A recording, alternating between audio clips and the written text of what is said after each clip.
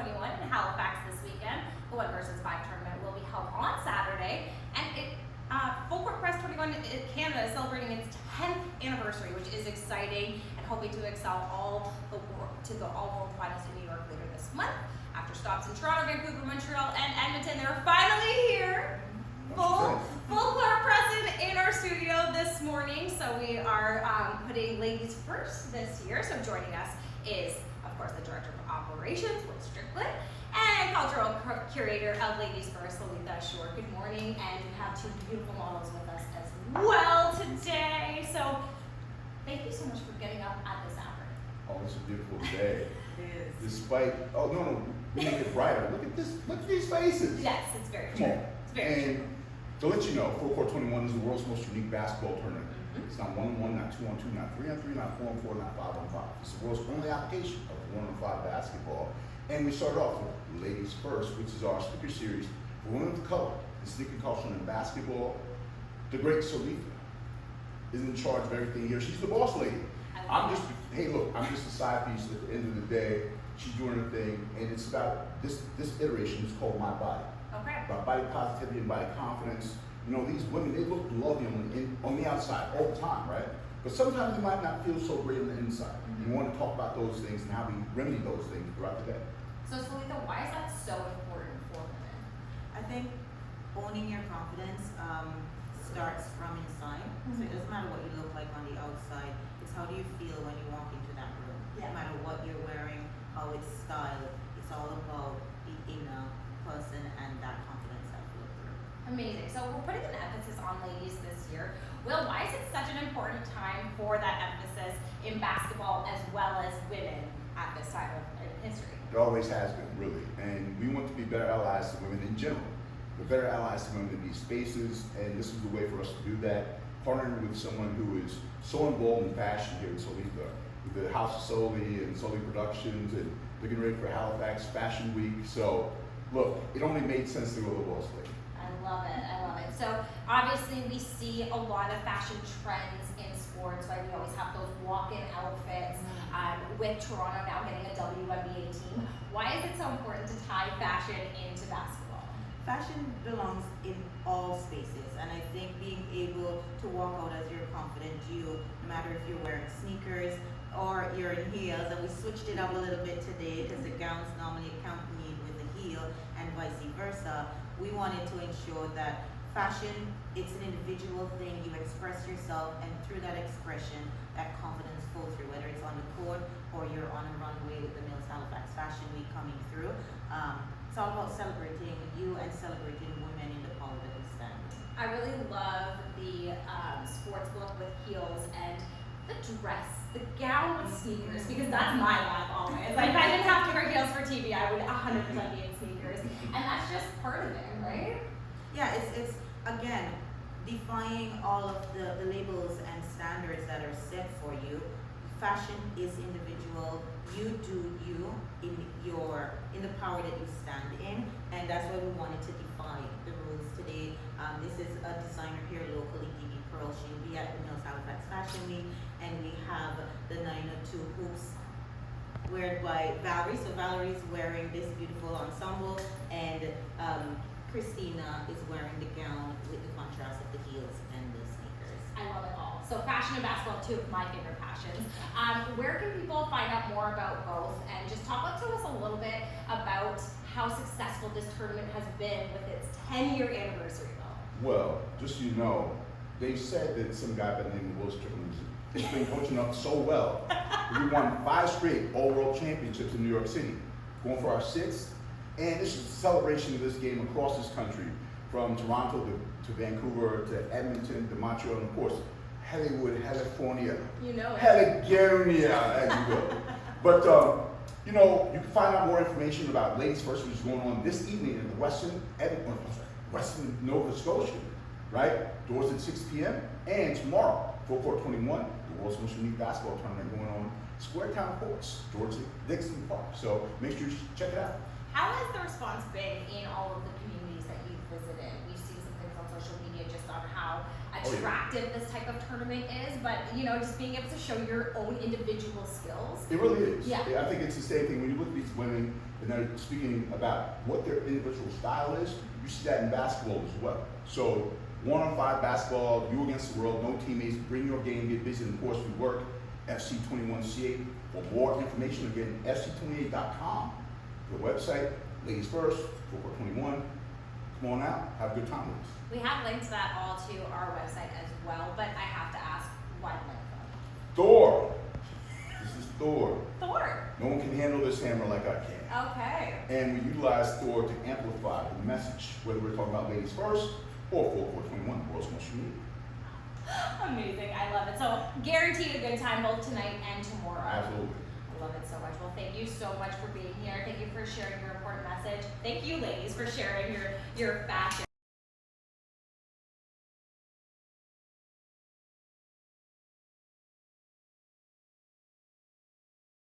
So everyone, I want to thank you all for coming out as we celebrate ladies on and off the court. Today we have some of the models that are here, embracing both roles as well. As you navigate, we have our superstars in the room doing their thing on the court. So this is sort of more an intimate conversation as how we women and the people that support us show up, and then hear from our beautiful Daneesha, about how she navigates being in the spotlight and the things that will come into play when you're in these positions, especially as like for the models as well. A lot of them face similar things. There's a lot of similarities between being on the court and being on the runway, and that's why we're here today as well. So we can hear from each other, learn. And for us being here, VIP access pass. So all if you haven't got your tickets for the Halifax Fashion Week, you get VIP pass for showing up tonight. So you can come and embrace and celebrate with us the fashion if you're in the market. We'll take all of your info as well and sort of thank you and give from the models. So they'll come out. They're stepping into your world a little, shifting it up a bit. So we'll get them to come out and do that, and we'll shift the conversation and hear from you. A little bit.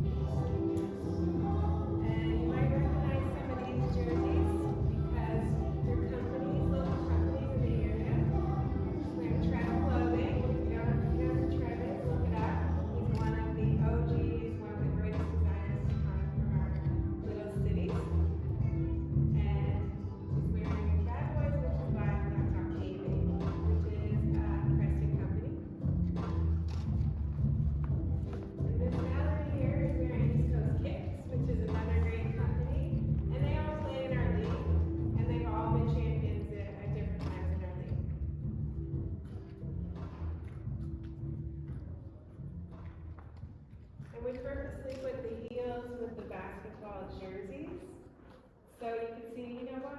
We're women, we do what we want.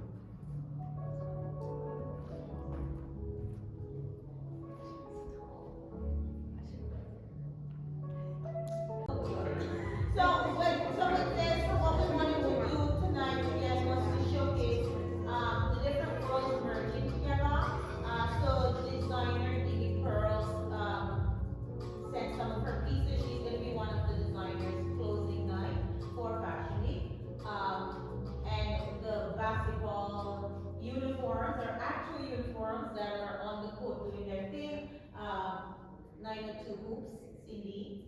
Robbie's league, they sponsored the stuff here tonight. So again, it's just showing, it doesn't matter if you're wearing sneakers or you're wearing stilettos, you walk in your power. I think for us here at the house, what we push, especially with whether you're male, female, they, them, walk in your truth, and step out. And confidence is your superpower. So that's what they're gonna be exhibiting as they come out. Some of them is their first. So this is sort of their first introduction to anything. So you guys, they will be seared in their memory as to the first time they ever did anything runway. They're prepping for Fashion Week, so as they do step out next time, they'll always remember this, and they'll always remember you. And it doesn't matter if one person shows up in the room. For me, that's the person who was necessary to be here to hear whatever message, whether it was from them to us or from us to them, to learn something from each other. So yeah, let's celebrate, especially this region, superstars we have here. And I think they're superstar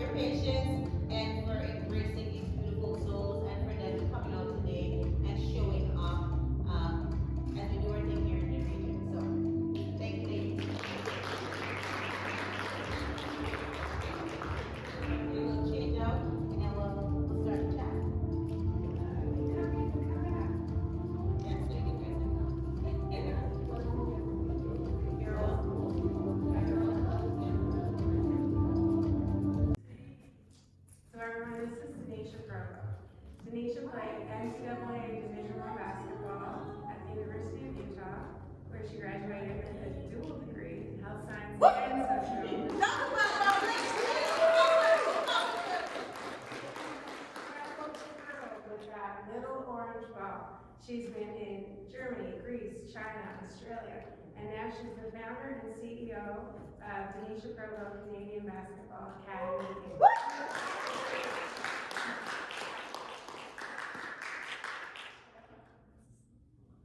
She is a god in these streets. We need to know. If you are in basketball land, Daneesha is the pinnacle, the point, the top of the whole tree in Nova Scotia. The mic is not. Is it on? It's on, but it's not on. Can't hear you. Okay, now it is. Hello? Right. Thank you guys so much for having me. I'm super excited to be here and kind of share my story and journey, and then you can open it up with questions. But I think it's so powerful to see a group of like young women who is stepping outside of their norm. So I think a lot of us get caught up of just being able to be uncomfortable, and sometimes it's okay to be uncomfortable because you can't really grow if you're just always in that same spot.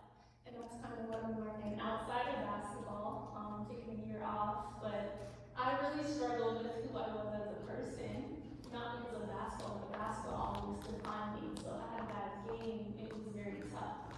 It was like I let my youth down, and I let my dad down, and I let my little brother down because I had a bad game, and sometimes it's not always about that. So I'll do a little bit of kind of who I am, where I'm from, and then walk through all that good stuff. Okay. So born and raised in North Preston, and you guys know North Preston is, raise your hand, you know? Okay, that's good.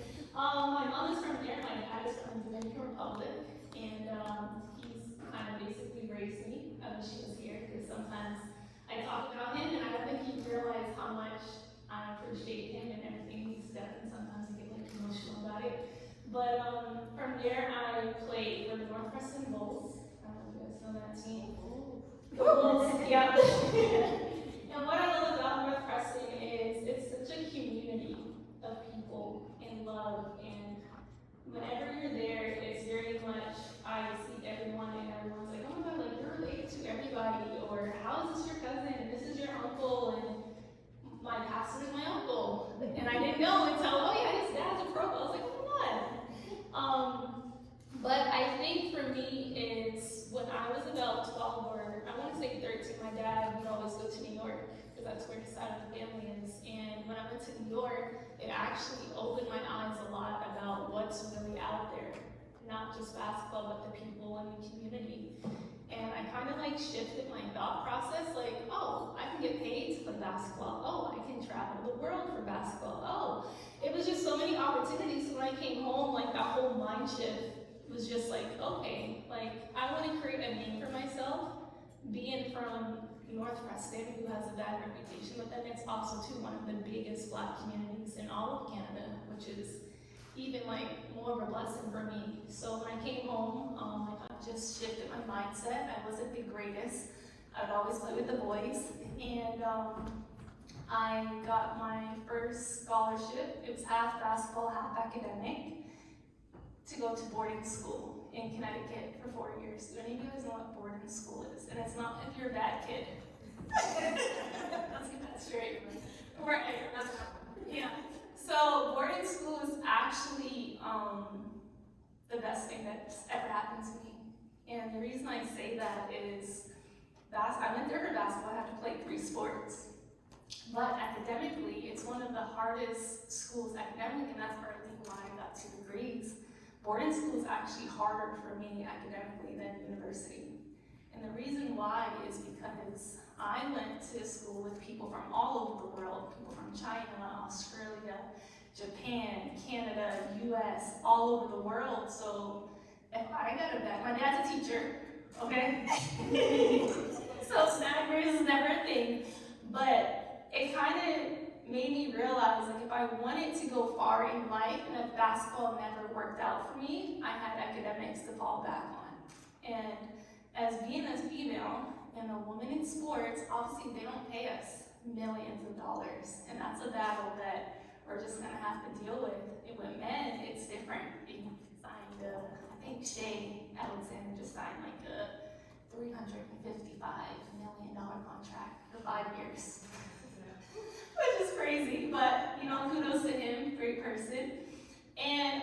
back to the boarding school mindset is because when I went to boarding school with people from all over the world, it allowed me to actually get to know their culture and who they were as people, and being able to be like, oh, there's people that might look like me, but they're not from Canada, and they might speak a different language, their thought process was different, but I wanted to be a part of that.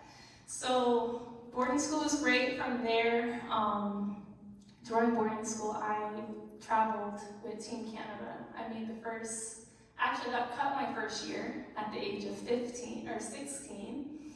And then one of my coaches asked me to come in to play with the junior team, which is for U19.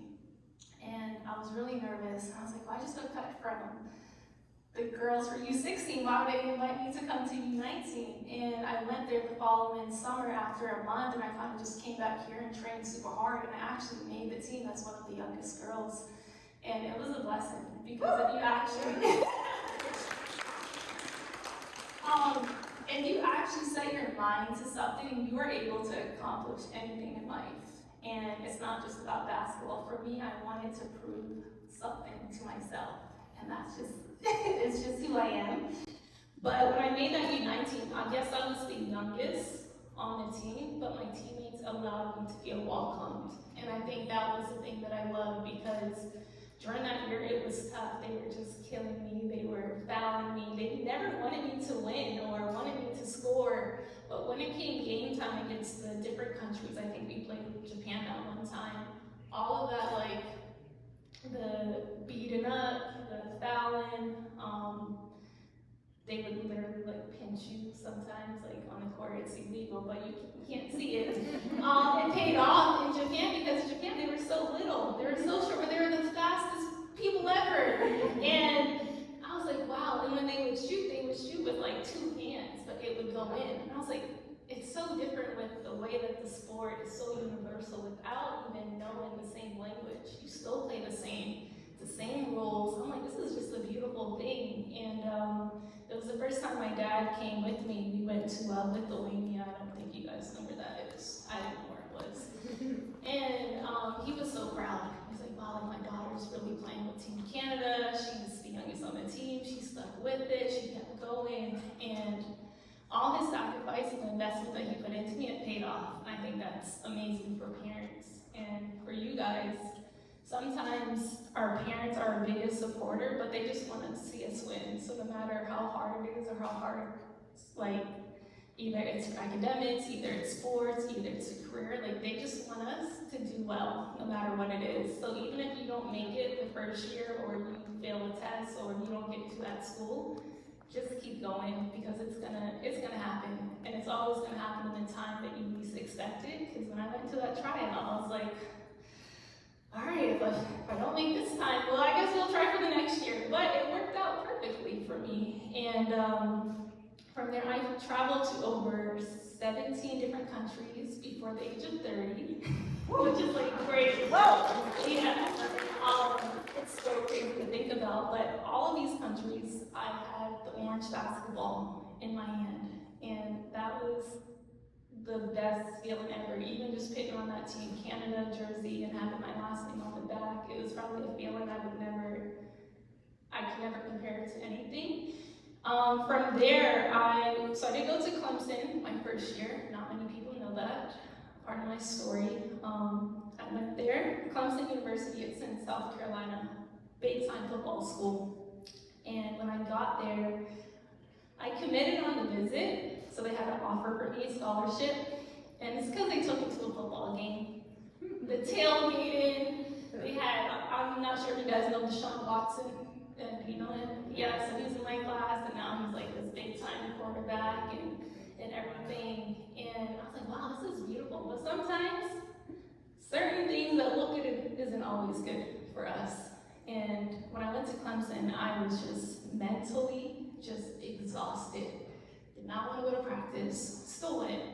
I felt like I was just tired, I was over basketball. I'm like, I don't want to do this anymore. Mentally, it was really hard. So people make my life look easy, and it's really not. It looks beautiful on the outside, but that was actually one of the hardest times that I had to go through, because I'm like, well, am I giving up? Am I setting a bad example to all the young girls that look up to me? Does it look like I'm failing? because when I didn't want to do it, I felt like I was really just a failure because they looked at me as a basketball player. But I knew I was bigger than that. So I came home for about 3 months. I don't know if you knew that. Yeah, I don't think you knew that. Came home for 3 months. My dad, crazy. In a good way. When I was at boarding school, I was homesick. Okay, for the first month, my dad came to boarding school every weekend for 5 weeks straight. And that's about a 10-hour drive one way, okay? When I called my dad and I told him I didn't want to play basketball, mentally I was not okay and I don't want to be here, come and get me. This guy came to me in 2 days and drove from Nova Scotia all the way to South Carolina and packed everything up. And I was just like, oh my God. But he had to. This is a parent. He doesn't know. Mental health is big, okay? And I think a lot of us don't actually pay attention to it. Now it is better. But in 2014, people weren't paying attention to it. So the fact that he came to get me is like, hey, my daughter needs me. That said a lot about who I am as a person, who he is as a person, that he cares about me as his daughter, not as a basketball player. And he's always been my coach. But my dad does a great job, and I hope you guys get to meet him. He can separate being a coach, but also being a father. And some people can't do that. And that's why I respect him so much. And people are like, oh my God, you're just a great person and you have a big heart. That's literally a reflection of who my dad is. So that was beautiful. Then I went to Utah. The only reason I went to Utah is because, one, I had 4 teammates that played with me on Team Canada, so it felt like home. And then 2, my assistant coach, his wife's actually from Toronto, which is a small world. And I had a conversation with her, and then my head coach was like, hey, we want you here. It's the Pac-12. We're gonna sign you, and we have a scholarship waiting for you. We're getting a new facility, so it's a new facility. And I'm like, oh my God, this is beautiful. I don't know if it's the right time. But then she was like, hey, we're gonna get you connected with a sports psychologist. His name's Jonathan. So you'll be able to meet with him whenever you want. It's free. Everything's free at Division I, which is really nice. Yeah, I can't grant anything. But that was the thing that sold me. It was my mental health. And I met with him. I know him until this day. And he was amazing because he actually looked at me as a person. And I could go and email him whenever I wanted to. Anything I said in that room is called confidential, and he allowed me to grow as a person, not just the basketball. He seen me for me, and I love that. So emotional. It's so important.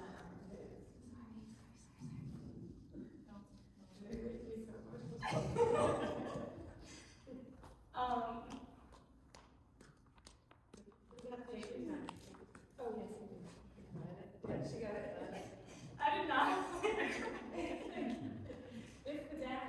It's the dad. Makeup.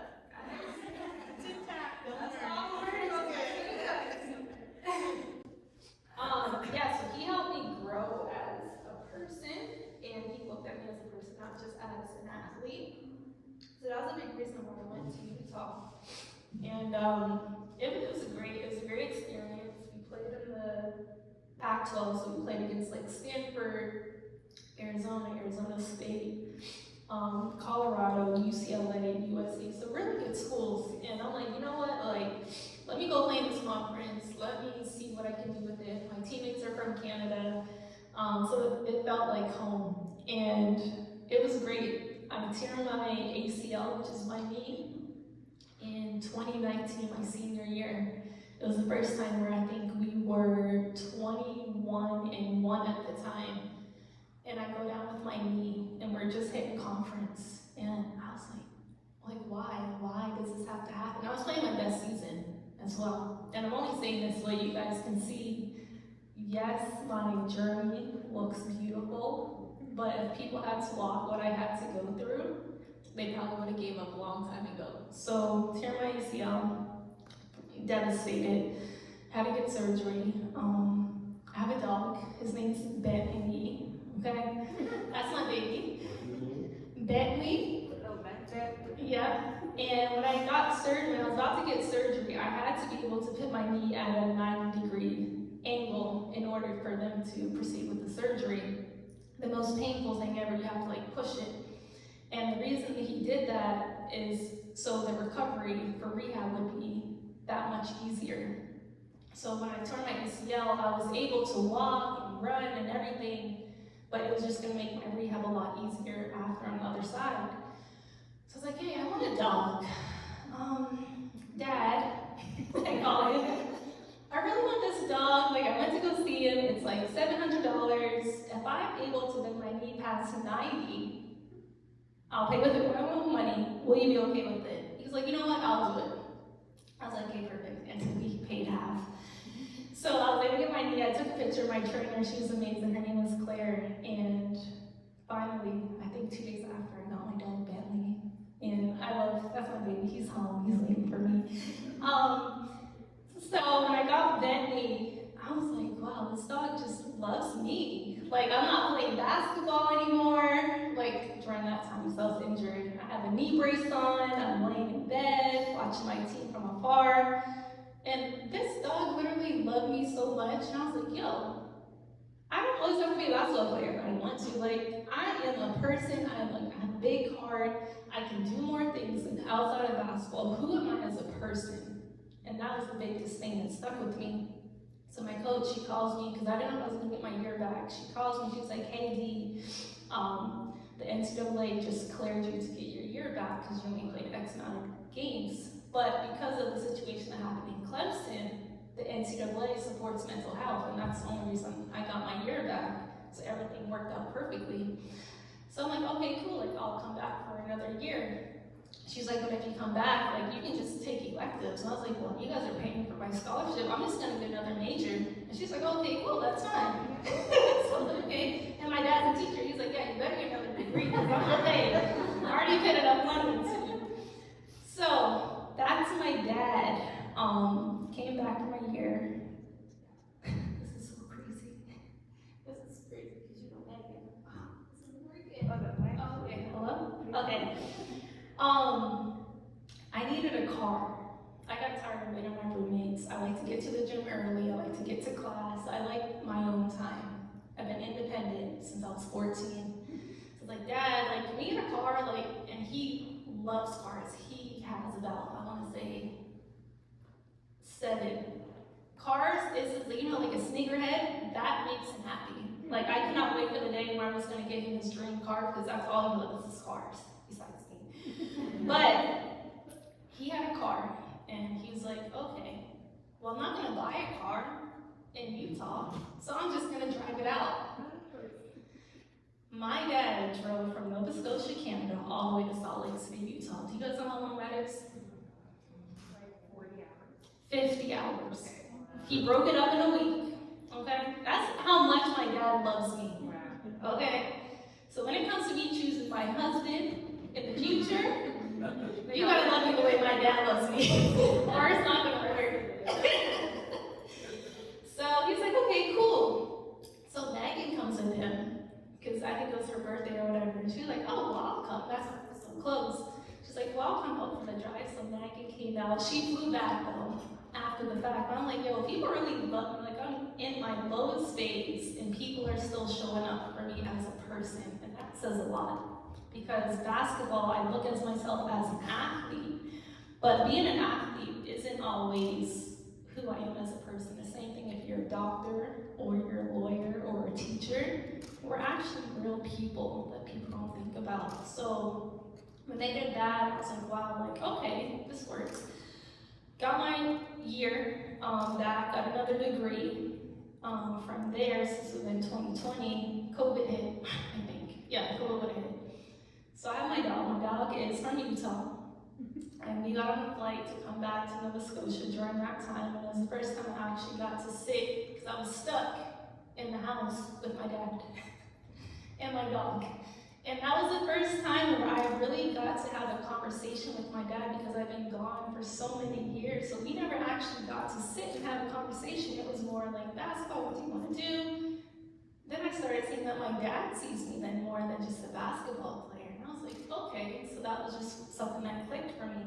And from there, I played in Germany the following September of 2020, killed it in Germany. First year, first season, my teammates, they were amazing. I'd always go hang out with them, their culture, you know, they only spoke German, and killed it so much. So I would have torn my ACL in 2019.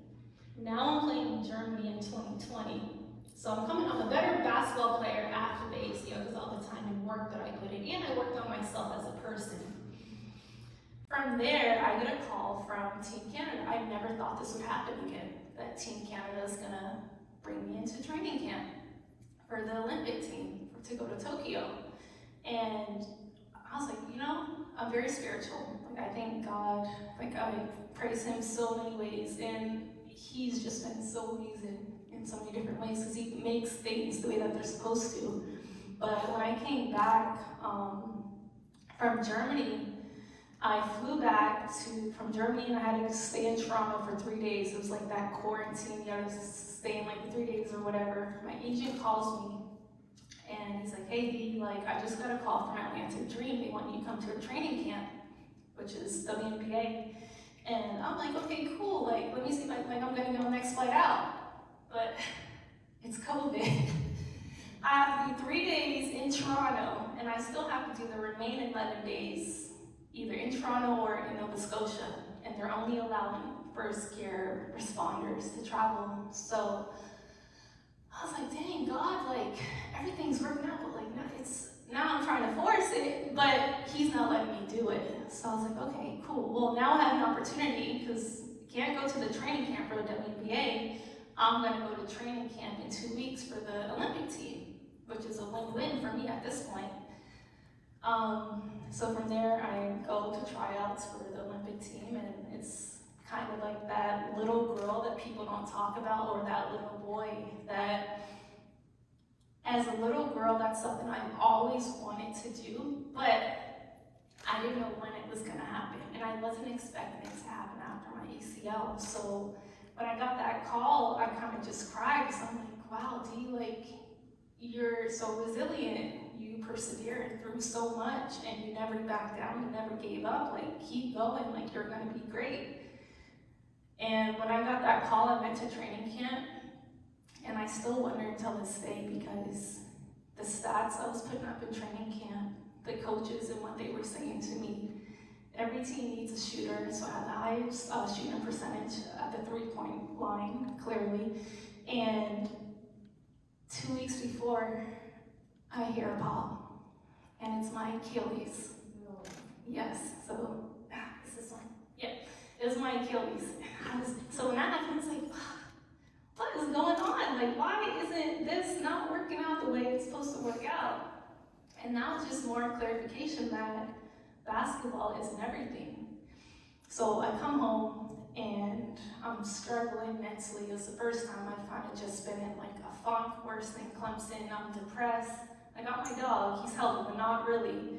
And I'm so isolated because when I came here, my dad thought that I would stay with him, and I couldn't do it. So I ended up getting an apartment in Halifax, and I was fine with it because I'm gonna pay money for my mental, to get my mental straight, than be in the funk. So I had an apartment for about 8 months. Only about 4 people knew where I lived. It was my mom, my dad, Megan knew where I lived, and then my little brother, of course. And it was a very tough time because I had to sit with it. And some of us don't tend to sit with our problems. And if we don't sit with our problems, we're not gonna be able to heal, and we're not gonna be able to grow, unfortunately. And we can't ask for anybody to fix our problems. Your friends can't fix them, your boyfriend, your spouse, your husband, your wife, your teacher, nobody can fix it. And that's what I was talking to my friend Tyler on the way here, that I'm kind of just in an isolation season because I'm growing as a person. And it's not that I'm trying to be standoffish, but it's because whatever God has for me, he's preparing me for the next thing. And that's how I look at my Achilles. It's like, all right, okay, cool. Like, he's preparing me, he's molding me into the person that I'm about to become. And I didn't know what it was. during that time, for about 6 months, I did real estate school for like 3 months, but it was more of like let me just see if I can do it. I like to prove myself wrong. Let me try and get through, let me pass this test, and then, okay, whatever. I ended up not going through with it. It was just for fun. And Team Canada paid for it, because like I said, scholarships. So, all right, cool. But during the next 6 months, I sat in it and I was just like, hey, what do I want to do? Like, what's my purpose in life? And I think a lot of people don't realize, or they don't know what their purpose is in life. Life is never going to be fulfilled if you don't know what that is. So I challenge everyone to figure out what your purpose is in life, because if you are fulfilled in so many different ways of what your purpose is, you're going to have a happy life. And it might not happen overnight, but I realized that my purpose in life was to impact young girls from my community, where I'm from, and just in general, just of who I am, my story, me as a person, and being able to be like that support to young girls who feels lost, who's probably not healed, who struggles with their body image, who struggles with mental health, or just lost in life. And I wrote, I think it was 40-page business plan of my basketball academy. Is kind of when I got it started. And I want to say, when I started that business, started the business plan of it all, it was a time that I was like, yo, you can really do anything if you really want to. And I sat with it and I was like, hey, like, I really want to do this, so let me figure out what I can do. And when I started it, I looked at it and I was like, hey, where do you see that in 5 years or 4 years? And what does that look like? I was struggling with it because I didn't know what to think about it. And I still wanted to play basketball because I wasn't done with it yet. So my agent called me, he's like, hey, we have a team in Greece that wants you to play. Would you come? I was like, yeah, let me see how I feel. So I went to Greece and played. Best thing ever. If you've never been to Greece, please go, because it is beautiful, it's amazing. And when I went to Greece, I was able to figure out if I still wanted to play, figure out if I wanted to do the basketball academy, or if I wanted to travel. And I went to Greece to prove myself wrong. Again, with my Achilles, I can still do it. Let me see if I still got it. And I loved it. And then I came back and my agent was like, hey, the following year, China wants you to come play for them. Would you want to go to China? And I was like, no, like, I don't think it's too far. Like, but then he mentioned to me the amount that they would pay, and I was like, you know what, look, I'll come. You know, it's fine, y'all come for 6 months. Yeah. And some people don't know this, but, and I don't think you probably know this, but when I went to China, I was there supposed to be there for 6 months for the season. I was there for 4 months in season, and then I got released from the team to a WNBA player, which is, it happens. All right, cool. I got cut before, like, it's whatever. But my agent actually connected me with a basketball academy in China where I was training kids, and they don't speak no English at all whatsoever. And what stood out to me is the managers of the basketball team in China, they don't speak no English. They sat in my room at my hotel before I left and wrote me 3 long letters each of how great of a person I am, what I meant to them in the last 4 months, how much they're gonna miss me, the impact I put on them as a person. They can feel my energy, they can feel my vibe, I don't know what it was, they don't speak English. So the fact that they could say that, I'm like, yo, you're actually a good person. Like, it's not, you don't speak it, people can feel your energy and your aura around without even knowing it. So when I went to the academy, I was in heaven because I was training my kids, girls and boys. They were getting better, they spoke no English. But as soon as I walked into the gym, they'd be like, ding, ding, ding, and they'd all come give me a hug. And it was like the most beautiful thing for me. I was in isolation in China. The time difference was 12 hours, so I couldn't really talk to my family. Nobody spoke English. When I would go to the mall, I didn't know what else to order, and I'd have to like use use my camera to try to like translate to see what else I'm getting. I would walk into the malls, it would just be me and a bunch of Chinese people looking, or they loved it though. It wasn't like a racist thing. They just never seen a regular person in their town, and they were so helpful. And that's why I say going to prep school changed my life, because when I've been able to travel around the world and meet people that are great human beings, they're very open. I've been able to impact people from all over the world. And I think it's a beautiful thing, because a lot of people don't know that about me, because I'm very closed off. That's just my closed people. But it just goes to show you that if you actually embrace like who you are as a person and travel and embrace other people's cultures and who they are and have a good heart, it actually comes in your favor to do great in life and to figure out who you are and who you want to be. Because were times where I was lost, but there was confirmation of who I wanted to be and who I am. And I think God has put me in these places not only to impact these people, but to also impact myself and see the impact that I have on other people. And that gave me the fulfillment and the purpose that I've been looking for. Because with basketball, it was always not working. It was working out, but it wasn't working in my plan and my time that I wanted to do it. But I realized that, okay, cool, I want to be a great person, and that's all I care about, because that's a reputation that nobody can take away from me.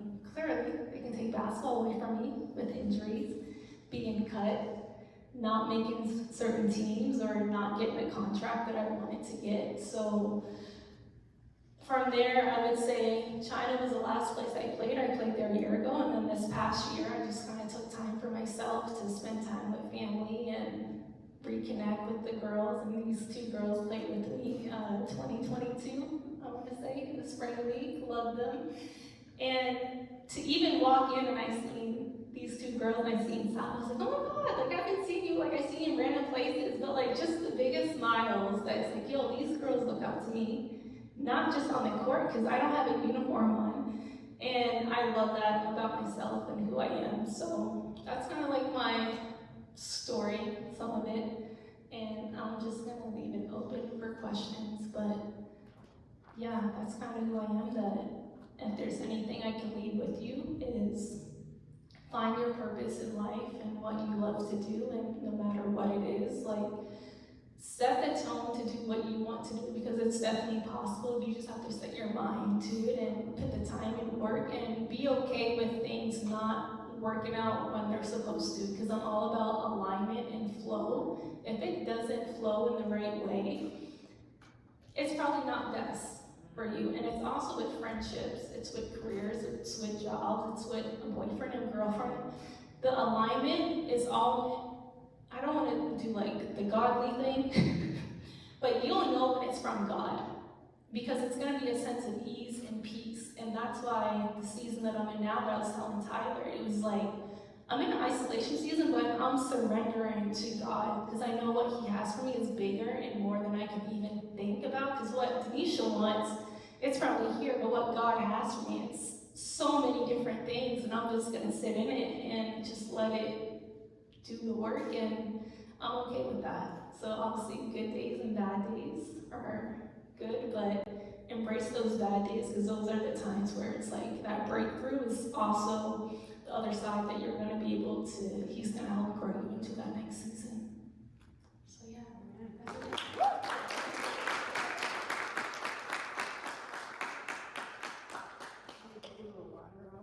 Yeah. Any of you guys have questions or anything? That's a great story. Oh. Don't be shy.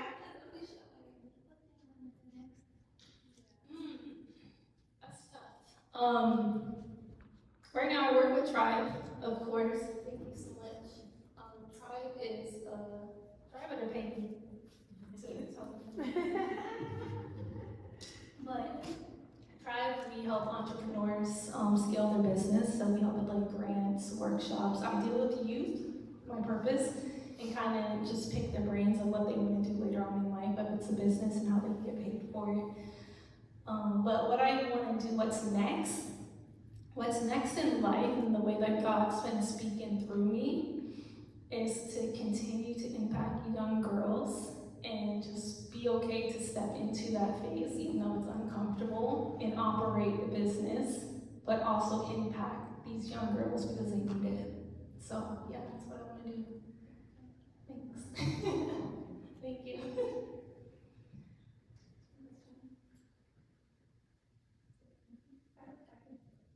Thank you for that beautiful story. It's so inspiring to hear from someone with such a big heart. Really, that's amazing. And someone in sports, it's good to have that attitude. Thank you. And I'm just wondering, have you encountered in your travels, like any people or any places where there's still a negative attitude towards women in sports? Honestly, the spaces I've been in, no.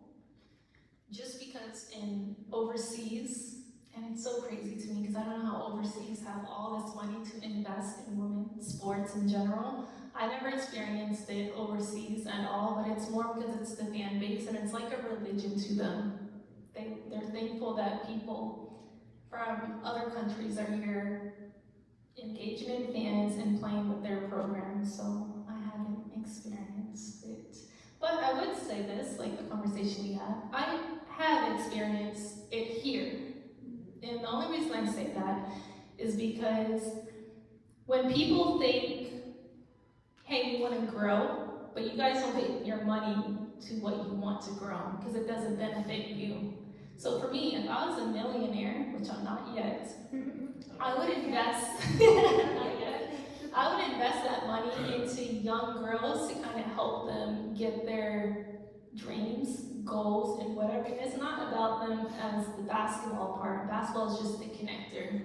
To get them into a place in their life where they can feel like they've reached their limits and they had the support that they needed to get there. But that's probably the only place I've seen it here. That's just my opinion. And yours.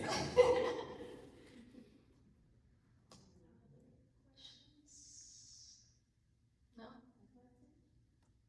I would say just like, I love your positivity. Mm-hmm. Throughout, I was just imagining like listening the story and I was like, oh wow. Like when you got the surgery and everything, people usually get depressed or whatever, but you was having a positive attitude. Yeah. Yeah, no. It's not easy. I definitely have my times, but I think when you go through a hard time, we have to because it's shaping you into the person that you're about to become. Because if everything's perfect, you're comfortable. So I think when you go through hard times, it makes you so uncomfortable where you start to think of, hey, you know what? Let me figure this out. Because if you don't figure it out, I don't like to point fingers because fingers are going to be pointed back to you. And I don't like when people feel sorry for me. So I'm going to figure it out. I only ask for help if I need to. But other than that, I'd rather sit in it and deal with it or meet with them like therapy. I have a therapist. But therapy helps me as well to be able to open up to my therapist and tell her how I feel. I have a female now. And yeah, it just allows you to grow as a person. So even when times are tough, and life isn't perfect. Life isn't going to be perfect, unfortunately, but it'll help you grow as a person, so yeah. I just want to say I love the way that you put God in everything and like you realize the signs. Yeah. It's a journey, and I tell her all the time. I don't know, right.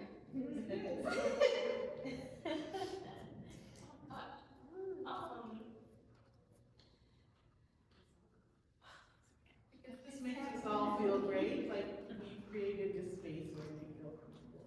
Yeah. Do that. So much. Because it's happening to me is that I like from like 2021, Yeah. I was trying to go in modeling, like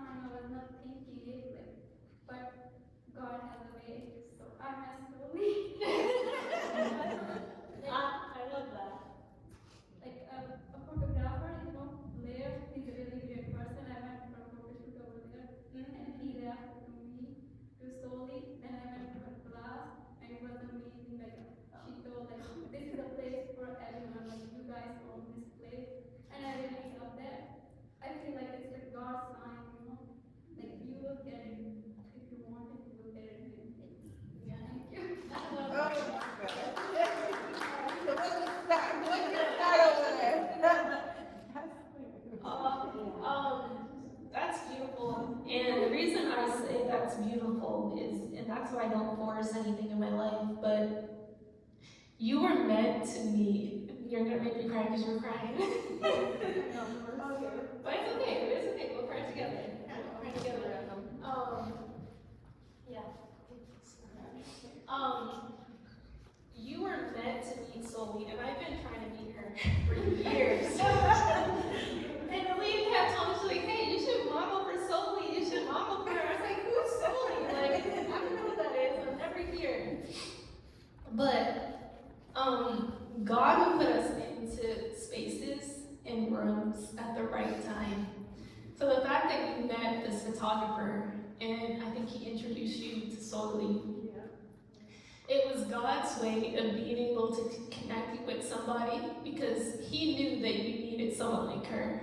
And I just met you, I know you're a great person, and I can feel your energy, and I'm very good at reading energies, but a lot of us, we need mentors, and a lot of us, we need people to kind of just take them under our wings to be able to help them grow, not just as a person, but kind of like who you are in your identity. So the way that it happened, 3 years ago, you probably weren't ready to be in modeling. Actually, like, I was thinking, but like, some people around me, they said like, oh, you can't do that, you know, so I was thinking, but I really want to do that, like, I don't know, like, it's a dream for me from my childhood when I was baby. I don't know, I was like, maybe it feels silly, you know, but I think like, I'm gonna go on red carpet. I don't know why I think that's why I don't know why I think that, but something in me telling me, I don't know, like, like a height or stuff, I think like it's not possible, but I think it's like in your voice. So like I have a firm belief in God. So when I met Soli, I think maybe it's going to be possible, you know. Like still sometimes I don't believe myself, but when I go see her in her class, then I again like maybe it's not possible. Yeah. No, yeah. She needed to come here. We needed to hear you. I think you guys needed to hear my story. And a lot of us, we don't realize this, and I still struggle with this, is the little girl in me typically will make a lot of decisions without me knowing. That's why I do so much of the inner work on myself. So the inner girl in you always wanted to model as a little girl, but you didn't put the time, not the time, you haven't worked on the inner side of who you are as a person, and that's why you were so hesitant, and that's why the people that were speaking into your ear that, hey, you can't do this, you're too short, it's not gonna work. But now you're in a space where you've done majority of the work and the healing. God literally set you up to meet Blair at a certain time in your life just to introduce you to someone like Soli, because she's able to kind of help transform your dreams or your goals or that little girl and help heal the little girl in you so that you can be your best self. And it's the same thing with like little boys. A lot of little boys are having a lot of crash outs. I don't know what the crash out is, but it's a crash out. But these crash outs are happening because the little boy in them, there's trauma. It's not them crashing out, it's just that little boy is coming out of them, and that's why they're crashing out. It's not because they're adult. There's still grown men and grown women that still have these little boy or little girl moments because they never actually did the work.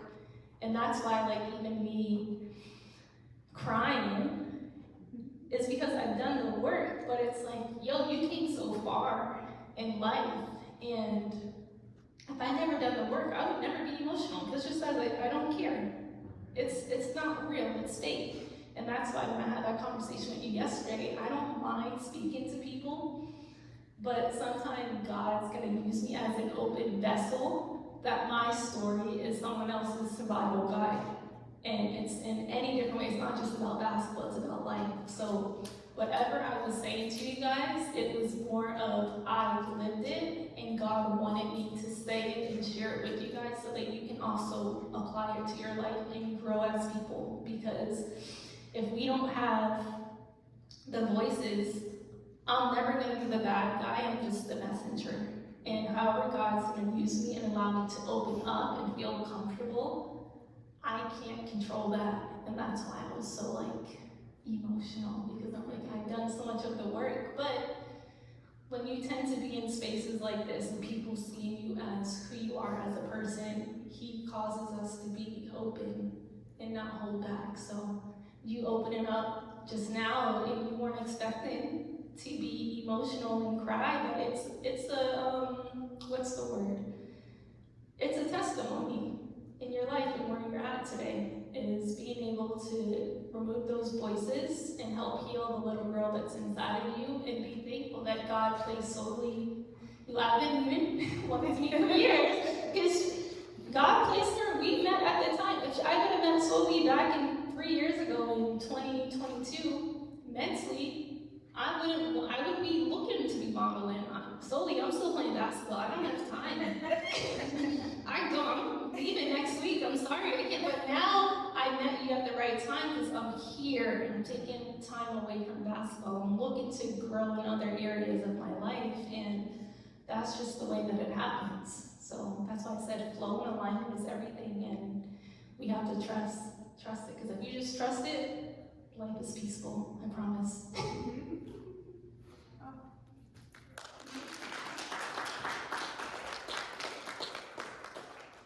Thank you, Mama. I know we're probably wanting to wrap it up, but if Oh, I yeah, could you're just fine.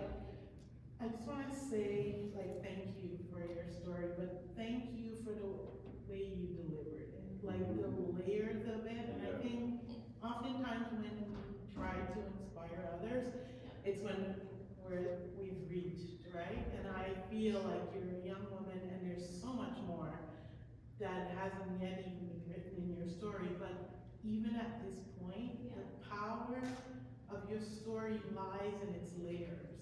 And honestly, it felt like watching a movie, and I'm pretty sure they're gonna make a movie soon. Just because there's so many ups and downs, the riffs, it just felt like movement. And thank you. Thank you for standing in your purpose in a way where all of these young people and old people can feel inspired and feel like even when you get knocked down. I like to say that sometimes falling into place feels a lot like falling apart, and when we stop there, then we don't level up, right? And you've leveled up so many times, and in your short time here, so many opportunities where you leveled up, and each of those moments is a teachable moment for all of us. So thank you for your story, but especially thank you for the way in which you deliver it.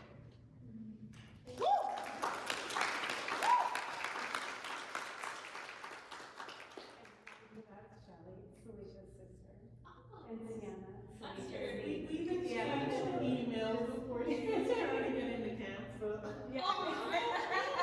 Exchanged emails and money. Thanks for remembering her. Okay. Yeah, it's all right. This is a blessing in itself. And earlier, before Sienna came out, I was chatting with some of your students, and I'm gonna share with her your encouragement, because she wants to get into sports and haven't been able, and she's gonna be 12 soon, and wondering, most kids probably have played already for some time, and so she's competing with people who played before, but they were saying that they started only 3 years ago and are doing great. So there was encouragement happening even before the real conversation. So Love it. And that's what I told Cindy? That's what I told Cindy about these two when you guys first came to my first league. And it was a blessing because your teachers brought you. Your teacher, I think, drove them. I was like, who's this lady that brought these girls? I don't even know them. I don't know where they're from. They're from over Halifax or somewhere, and she cared enough. That's why I say we need mentors, because they brought them. And it's so crazy because I looked at you guys as you played, and the community, and that's why I'm so big about community in girls. And I only deal with girls because I feel like there's so much in you guys that you don't even know. But the way that my coaches and my dad and Ian and all of them were hyping you guys up, because you guys just felt alive on the court. You guys didn't matter if you first started playing. you guys didn't know the girls, but you guys just hopped in and you kind of continue to grow and you felt comfortable in your own skin, and that's all I want, is people to feel comfortable in your own skin, no matter where you're from, who you are, what you're bringing to the table. Just be a good person, have a big heart, and everything will work out in your favor in being a good person. And it's so crazy because Safa, I've known her for 3 years, and I have bumped into her about 3 times in the last year, not in basketball, but because she's doing amazing things. I didn't even know that she was that smart and educated with all these awards that she was getting, she was winning. I'm so proud of you, because with Tribe, they're like, hey, yeah, this lady or this girl from Grammar won an award, her name's Safa. And I was like, Safa? I was like, I know a Safa, I can't make the same Safa. They're like, yeah, she goes to Grammar. I was like, no, Safa doesn't go to Grammar. And they showed me a picture, and I was like, no way. They're like, yeah, like the website that she created and kind of where she's going at with it and this research behind it, it made me open my eyes. And that's why I said for your daughter is basketball is just the connector to bring girls together and grow and learn, because that's what it's done for me. And I'm not saying everyone has to make it, because not everyone's gonna make it, it's the reality. But who you are as a person is what matters. Because I look at Safi, yeah, she was a good player and she was running up and down the court, and people are like, who's this girl? I'm like, she just started playing basketball. You guys been playing for 3 years and she's stealing the ball from me every time, and she just works hard. And it was so funny because she was so quick, but fast forward 3 years, I'm like, this girl's gonna do great things in the future, not because of basketball, but kind of who she is and her identity of how far she wants to go. And I think that's the beauty of what life is, and that's the beautiful thing about it, because we're more than just a basketball player, and we can do whatever we want to do. So yeah, definitely come join us.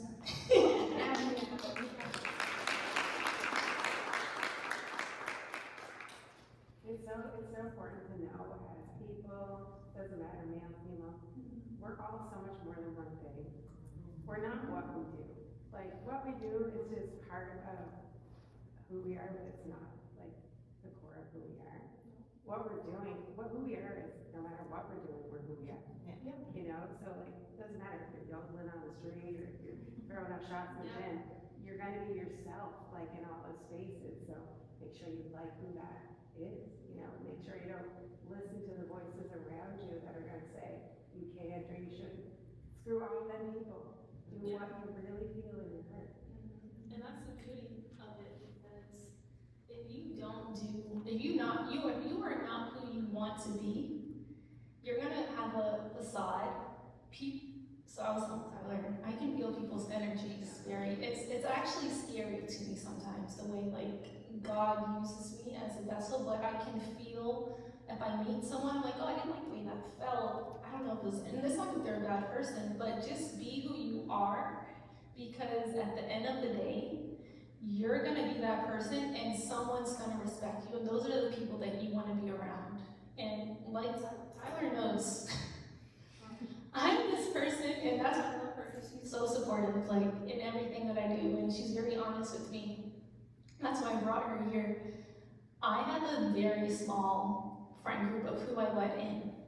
And it's not because they're bad people, but if you're not helping me elevate in life, if you're not helping me make money, if you're not impacting me, if you don't have a purpose in life, I'm sorry, but I can't have you in my energy, because I've done so much work in myself and the healing part. Now I'm just myself, and if you don't like it, then it's okay. So you're talking about doing the work and being who you are, because being authentically who you are as a person, you're gonna feel appreciated and you're gonna feel good about yourself no matter what anybody says. Because at the end of the day, we're still dealing with our issues and our problems.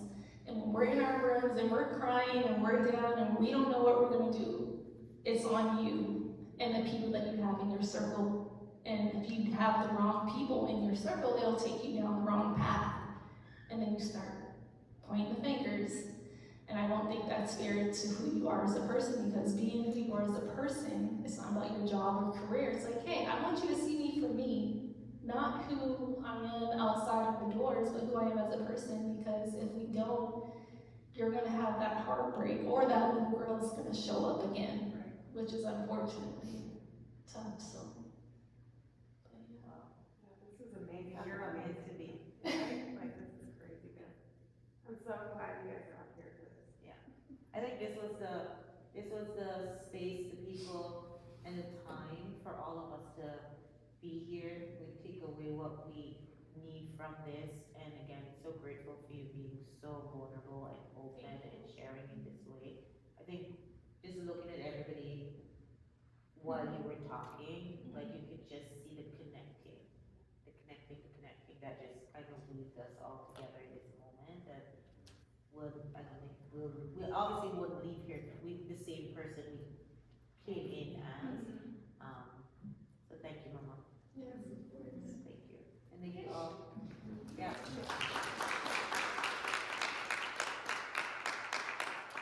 Alright, so I guess we enjoy the weekend. Yeah. Celebrate those that are here.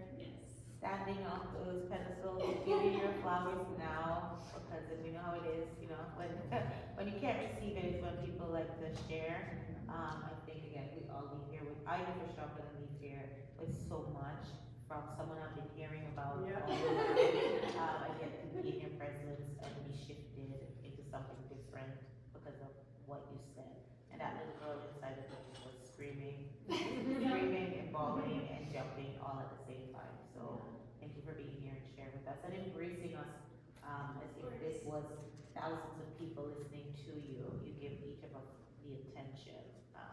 So appreciate that. Thank you. All right. Thank you, Will, for putting this together.